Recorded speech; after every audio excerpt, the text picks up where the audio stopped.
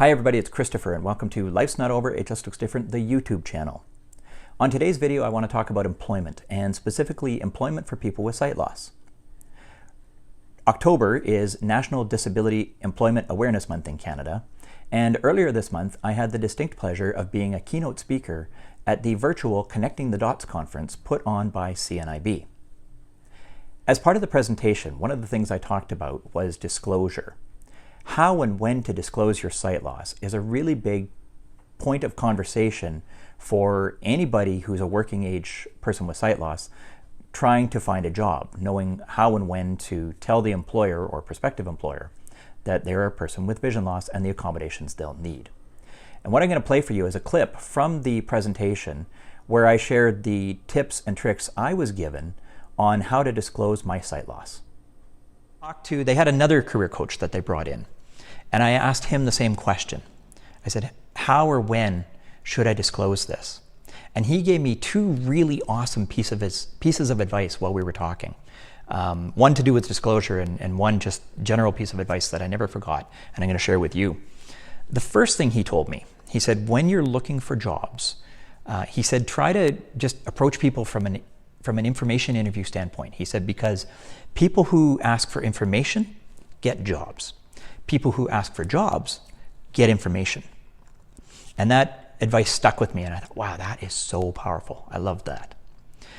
The other thing he told me regarding disclosure, he said, tell them about your sight loss at an appropriate time in the interview, but he said also follow it up with your solutions to how you're going to get the job done. Tell them about the tools you're going to need and tell them how you're going to get it done. And for me in that case, at that time in my life, I was using Zoom Text software on my computer. I was using a large print keyboard and a CCTV to read printed material, things that I still use to this day. So he said, if you tell them about your site and then you tell them about those things, you're going to present them with the problem, but you're also going to present them with the solution immediately after, and you're not going to leave it up to them to figure out how to accommodate you, because you're going to tell them how to do it. And that was the best advice he ever could have given me. So Stephen, wherever you are, thank you so much for that advice, because it has paid off in spades. As I said, disclosure is a really big point of conversation for people with sight loss when they're looking for a job. And those tips and tricks that I was given way back in 2006 have paid off really well for me over the years. One of the other things I shared with the conference goers was a really great interview experience that I had, and also one that really went badly. And I'm going to play that clip for you as well. About 3 years after my sight loss, I applied to TD Waterhouse, the discount brokerage arm of TD Bank Financial Group. And in that interview, I think I was feeling, when I got the interview, I was in a very much a sort of blurted out sort of a mood that day when it came to my disclosure.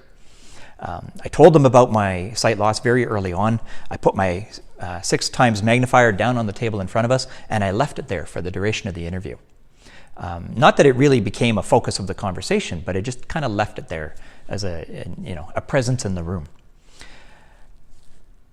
Not only did I get hired for the job, a week before I was to start, one of the managers reached out to me and he said, I'd like you to come in and meet with me because I want to talk about the accommodations you're going to need in order to be able to do this job.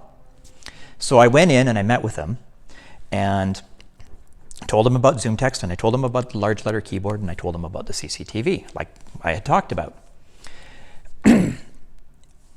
He, expecting some sort of pushback, I was expecting some pushback from him. And so I thought, you know what, I said to him, if you can't get the Zoom Text software, there's a thing I can do to magnify the screen or maybe enlarge the print. I said, if you can't get the CCTV, I can use my handheld magnifier. And he stopped me. And he said, no. Tell me what you need, and we'll make it happen. And 1 week later, true to his word, on my first day at work, everything was there and in place and ready to go. That was phenomenal. That was so awesome. And part of the reason that was so awesome was because prior to that, I had a different job interview with another company where I talked about needing a CCTV, and they said, well, do you have one at home? And I said, yes. And they said, well, could you bring it to work with you every day? This thing weighs 60 pounds. You want me to carry it back and forth to work every day? No. Although I think about it now, and had I said yes, think of the muscles I would have had. Holy smokes. But no, I did not take my CCTV to work with me every day. But that experience with TD Waterhouse, that was what I called the phenomenal job interview experience. The bad one, I'm going to share the bad one. The bad one, about a year after I had released my book, and there's a little spoiler alert for you. I'm going to talk about my book in a few minutes. But about a year after I had released my book, I was looking for, I was going in for this interview at a place, and it was an office admin type role. It was an accounting type role, because I had an educational background in accounting as well. And so I went in for the interview, and I met the interviewer, and I told him that I had written a book. And that just got our conversation off to a great start, because he was like, oh, my wife is in publishing. And he told me about his wife being in publishing, and we talked a little bit about that, and it got our conversation off to a really great start. And we went into the interview room, we sat down, and he sat across from me, and I could see my resume. It was a piece of paper as far as I'm concerned, but I knew it was my resume. And I could see that he had a bunch of markings on it, probably about things he wanted to ask me about or things he wanted to talk to me about. But before we got there, he asked me, he said, well, by the way, he said, what was your book about? And I told him, I said, well, my book was about my sight loss, because it was sudden and unexpected. And so I wrote about the experience and about recovering from it. And that stopped the interview cold. His focus shifted at that point. And he was no longer talking about the job interview or the job or anything. He said, the one thing he said to me, he said, well, this job is very computer-based. How are you going to do this? And I said, well, with a Zoom text software and a large letter keyboard and a CCTV unit for reading printed material, right? I gave him the solutions, just as I had talked about, correct? Yeah, you believe it or not? No, that wasn't how it worked out. Telling him about my accommodation needs shifted his focus from talking about the job and how I could do the job with those accommodations to who was going to pay for it.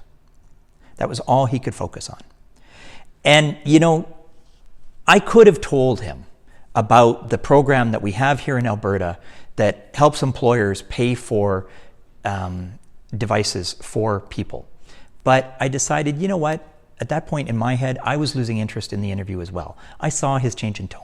I saw his shift, and I thought, you know what? I don't want to work here. So the interview wrapped up. We left it on a very cordial tone, and he said, you know what? You'll know the result in a week. I never heard from him.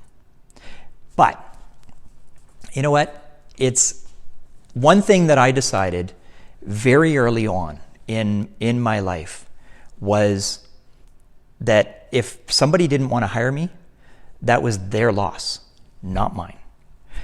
And I don't say that to be arrogant. I say it because I found it to be very freeing to be able to say, I'll find another place to apply for. I will find another place to find work. I don't need that. And it allowed me to release that and not take it so hard. Job interviews are stressful for most of us, let alone having to add the conversation about sight loss and a conversation about accommodations to the interview process. That just brings on a whole new level of challenge. I want to add two final pieces of advice, one for people with sight loss who are looking for a job, and the other for employers. For the job seekers, you know who you are, you know what you can do. So don't be afraid to be confident in your abilities and to let people know that with the right accommodations in place, how you are going to be a big success. And for employers, when you're looking at a candidate who has sight loss and they've disclosed, don't be afraid to hire them. When they put the right accommodations in place, many of us are just as capable as our fully sighted peers. So don't be afraid to give it another look. the accommodations are not really that expensive. And with all of the other things that we're accommodating people for nowadays, be it ergonomic keyboards and ergonomic chairs in their offices and stuff like that, when you put all of those things together, the accommodations for somebody with sight loss are really not that much more of an expense than it would be to accommodate somebody for those other things if they've got neck or back problems or anything like that while they're sitting and doing a job. That's it for this video on employment and sight loss. If you found this information useful, I really hope that you'll click like down below. And if you haven't done so already, I hope that you will join the more than 118 others who have already subscribed to this channel and join me on this journey, because I've got a whole bunch more topics I want to share, including my experience with writing. We're going to talk about some of the apps I use on my phone that really help me in my day-to-day life. And also, I promise, I've been teasing this for a while, but I'm going to do it soon. I'm going to share a video on my experience with driving and how that has worked out as a person with sight loss. That's it for today's video. I thank you very much for watching, and I hope you have a wonderful day.